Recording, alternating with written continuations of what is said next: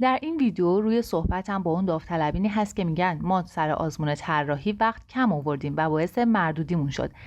دلیلش هم این هست که اونها درگیر تله طراحان سوال میشن و میان موضوع یک رو حل میکنن. طراحان سوال برای اینکه شما رو گیر تله خودشون بندازن، سوال یک رو یک سوال جزئیات و دیتیل میدن و امتیاز قابل توجهی هم براش قرار میدن و سوال دو رو موضوع اصلی طراحی قرار میدن. دقت کنید، شما باید حتما اول موضوع دو رو حل کنید. قبول شدن یا نشدن شما در آزمون طراحی فقط بستگی به حل کامل موضوع دو داره. حالا چه زمانی موضوع یک رو حل میکنید؟ وقتی که کاملا مطمئن شدید که موضوع دو رو حل کردید، تایم اضافه دارید و حالا میتونید برای کسب نمره بیشتر به موضوع یک بپردازید و اون رو حل بکنید. پس دقت کنید که گیر تله طراحان سوال نیفتید، موضوع یک رو حل نکنید.